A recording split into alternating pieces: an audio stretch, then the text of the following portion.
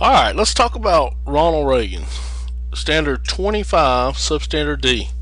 Describe domestic and international events of Ronald Reagan's presidency, including, there's a key word, Reaganomics, the Iran-Contra scandal, and the collapse of the Soviet Union. So we have three things there after including. We're talking about Ronald Reagan's presidency, domestic and international events. Three things. And let's look at this. We've got President Ronald Reagan's what we're focusing on. Reaganomics, Iran-Contra affair or scandal, and the end of the Cold War. Those three things. The themes are conservatism, U.S. role in world affairs, conflict and compromise, and the Cold War. Alright, President Ronald Reagan won for three reasons. The Iranian hostage crisis that took place in President Jimmy Carter's administration. The weak economy and high inflation in President Carter's administration. And hostility toward big government. People wanted the states to have wanted more power returned to states. Too much taxing going on, according to some people, conservatives. Let's go to Reaganomics first. Supply side economics. This is Reagan's domestic affairs. Okay, Reaganomics, or supply side economics, is also known as, was President Reagan's economic plan. And if you recall, we said back in the conservative movement that began with Barry Goldwater here in 1964. He didn't win the presidency, but Nixon come in and won. He started the conservative movement. President Reagan's going to carry it through.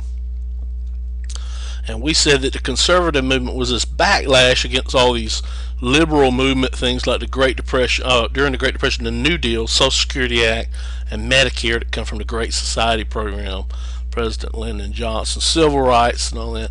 That this conservative movement tried to go in the opposite direction than that. And there was a lot of these conservatives were complaining that the government was getting bigger and bigger and bigger, spending more money, more money, more money. And Reagan is going to be very much part of this conservative movement, try to turn that back. And he said when he first came in office, he says, we're in the worst economic mess since the Great Depression. He said we needed to fix 5 things. That there was excessive government regulation. We need to deregulate business, deregulate all these producers and letting them make money so they could pay people money and then people can go out and buy things. We need to lower inflation. We had our interest rates too high. There was too much government spending because of all these liberal programs we had, social welfare, and our taxes were too high. That's what he said was wrong with our country while we were in a bad recession. And he says this mess that we're in, government isn't the solution to the problem. Government is the problem. And that shows that he was thinking conservative. Said if we try to get out of this problem with the government, we're going to end up spending more and more money, creating more and more inflation, and creating more and more problems. That government isn't an answer to our problems. It is the problem. This was causing all this mess we're in. So his idea was in order to stimulate the economy, you have to cut taxes. He's going to ask Congress to give us 30% tax cuts. Okay, not for all Americans, but we'll see in a minute for who. And here he is on television communicating to the American people his Reaganomics, well, his economic plan, what they eventually called Reaganomics. And some of his critics called it voodoo economics because they didn't see how it worked. But here it is here. His economic plan was to cut taxes to improve the economy. And his goals in the Reaganomics were to reduce federal taxes for the businesses and wealthy Americans. So right here, cut taxes for businesses, the producers of goods, and wealthy Americans who own those businesses, and then they will reinvest money back into the economy. And to reduce corporate taxes to corporations and encourage private investment. And the third one, promote economic growth by deregulating business. All the regulations that occurred during those liberal movements these businesses need to be deregulated. Alright, so if he's going to be cutting taxes, that means social welfare programs like food stamps and other welfare programs are going to be decreased. He asked Congress to decrease spending in these areas so that he can fix the economy by cutting taxes to the rich, the wealthy, and these business and corporations. All right. So what happens is a recession occurs in the first of 81 and 82. Reagan was elected in 1980.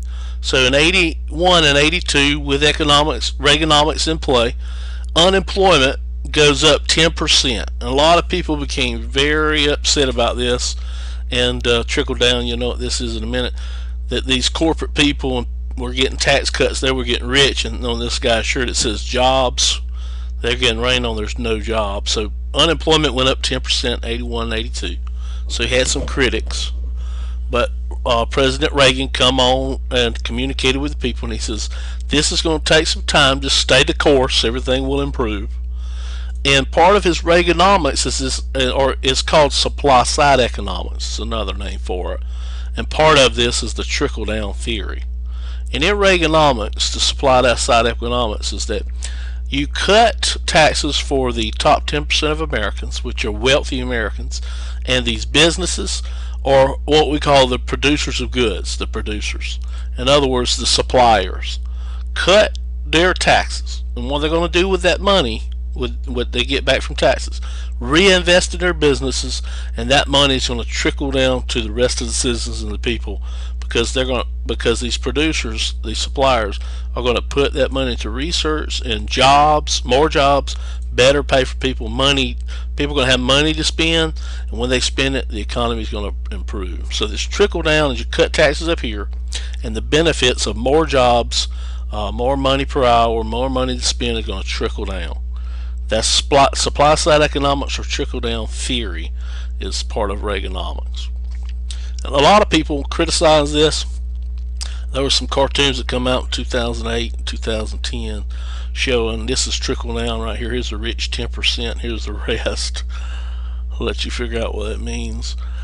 But in 82 and 83, the economy did improve. 17 million jobs from 82 to 83 increased. So employment increased and unemployment went back down. Inflation dropped to single digits, and the gross national product showed the biggest increase in the last 30 years. So it looked like it was working and getting jobs, lower inflation. The problem was it also increased debt. Our national debt increased from $500 billion to $3 trillion because two of the programs that Reagan did not cut, part of social welfare, was Medicare and Social Security. He couldn't touch those because the elderly were using those. But he also spent a lot of money on Strategic Defense Initiative, SDI, what was known as the Star Wars program, where he paid a lot of money in outer space to create these satellites that would use laser technology to shoot down nuclear missiles if the Soviet Union sent them to the United States, to attack the United States. Alright, and the debt skyrocketed. If we look at a history of the United States, between George Washington and Jimmy Carter, presidents had accumulated $1.1 trillion in those years. That's from 1789 to like 1979, $1.1 trillion in debt. But during Reagan's administration, he racked up a whopping $1.8 trillion, more than all the other presidents before him. Alright, so that was a big problem, big criticism comes from that. So to summarize here, a lot of people were upset with Reagan because jobs had gone down. They referred to him as Mr. Hoover. But the economy did improve while he was in there with Reaganomics. Supply side economics is you stimulate the economy by increasing the supply of goods and cutting taxes to these producers. Give tax cuts to the corporations that benefit these workers and all by giving more jobs and better wages, trickle down.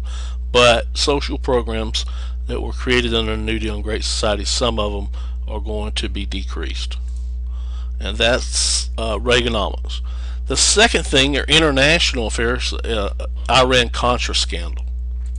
So it says here, describe his international events like, and the second thing we're supposed to talk about is Iran-Contra scandal. In Nicaragua, down here in South America, a guy by the name of Daniel Ortega became the communist leader of Nicaragua after he overthrew the government there. And he was part of the Frente Sandinista Liberación Nacional movement, which is the Sandinista National Liberation Front. And this is basically a communist theoretical communist ideology behind this movement. He's a communist leader. Nicaragua is going to be communist. Okay, here he is here with communist Cuban dictator Fidel Castro, and this is Daniel Ortega here from Nicaragua. This is Fidel Castro. And so the revolution there that happened in Nicaragua here, when this leader Daniel Ortega left that country as a communist country over in the Western Hemisphere near the United States. And here's a picture of Karl Marx and Vladimir Lenin with the Russian symbol there. And this is communist revolution that took place there with Daniel Ortega as the leader.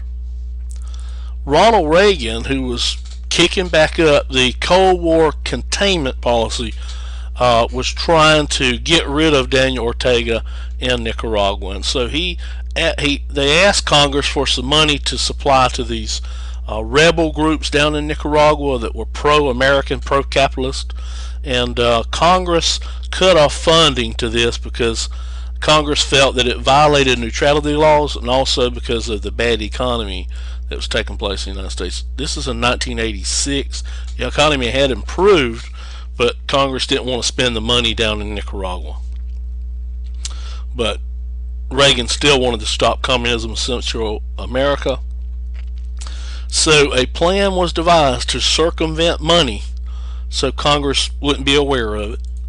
And so the Sandinistas up in Nicaragua, up in here, and the Contras who wanted to overthrow that, backed by the United States, they were trying to overthrow Daniel Ortega, was going on in Nicaragua. And as it was, a guy by the name of Oliver North, who was in the military and connected to the Central Intelligence Agency, made a plan where they could sell arms and ammunitions to Iran, the country of Iran, arms for hostages program. Lebanon over here had taken some prisoners of war or some hostages, and in order for us to get the hostages back from Lebanon released, Iran, or deal was worked out where the United States would sell weapons to Iran, and the Central Agency did that. The money that the U.S. got, the CIA got, they used to finance the rebellion, the Contra rebellion back in Nicaragua. Okay, and so here's some of the Contras here with some of the guns that were financed by the CIA. And what they were trying to do is take these profits and support these Contras down in Nicaragua, since Congress wouldn't fund the bill. They were diverting funds, is what they were doing, from the sale of guns to Iran. So here's what it looked like. The United States CIA was selling to Iran these weapons and giving them to Israel, and brokered an arms deal.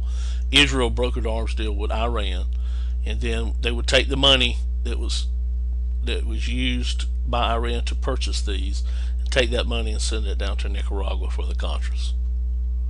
And Oliver North here took all the blame for this. He was a Marine corporal at the time, and President Reagan claimed he didn't have any knowledge for it. Later on, Oliver North said he knew what was going on. He was fully aware of what was happening. So a lot of the American people looked at this Ronald Reagan Iran-Contra affair. It was a split. It was controversial, as another Watergate. And here's a little cartoon showing President Reagan looking in the mirror and seeing Nixon over there, the Watergate person. They call this Iran-Gate or Contra-Gate, were two names given to the Iran-Contra affair. And here's some other cartoons here showing Ronald Reagan saying mistakes were made by somebody or other, not me, and just in execution of policy or something. In other words, 1986, nobody wanted to take the blame. They're all pointing at one another. And here's another little cartoon here showing that they lied. Nixon lied, Reagan's lying. And so that's the end of the Iran-Contra affair. Ronald Reagan's also known for the collapse of the Soviet Union, or the end of the Cold War, and that's one other thing we had to talk about. he made friends with Mikhail Gorbachev. Eventually, in 1985, they became friends. By 1987, Mikhail Gorbachev, the Prime Minister of the Soviet Union, and Ronald Reagan signed a intermediate nuclear force treaty, INF treaty, that reduced the number of nuclear weapons the United States and the Soviet Union had stockpiled. And then in 1989, here in this speech, Gorbachev, Ronald Reagan stands up and says, "Mr. Gorbachev, tear down this wall." And in November 9th, 1989, the East German government announced that people could travel freely from East Berlin to West Berlin. And so the Iron Curtain fell, the Berlin Wall came down, and the Cold War came to an end. And Ronald Reagan gets credit for bringing the Cold War to an end. And when he died in 2004, a lot of these cartoons come out. Here he is here talking to Mikhail Gorbachev. Here he is tearing down a piece of the Berlin Wall there. And this picture here, if you know that Ronald Reagan used to be an old cowboy movie star, and they used to ride off into the sunset when their work was done. Here's the Berlin Wall collapsed. He brought an end to the Cold War, and he had died and passed away in 2004. He's riding off into the sunset. Here's one here. He's in heaven. He says, "St. Peter, tear down this wall," as a little play on his speech. And here's his tomb with the Cold War, Berlin Wall, and the Soviet Union went with him. So he's known for the collapse of the Soviet Union. And I think that's got us on Ronald Reagan. Let's see. Describe domestic and international events of Ronald Reagan's presidency, including Reaganomics, the Iran-Contra scandal, and the collapse of the Soviet Union. I hope this helps you a little. Ask questions in class. Good luck on the quiz test at EOCT.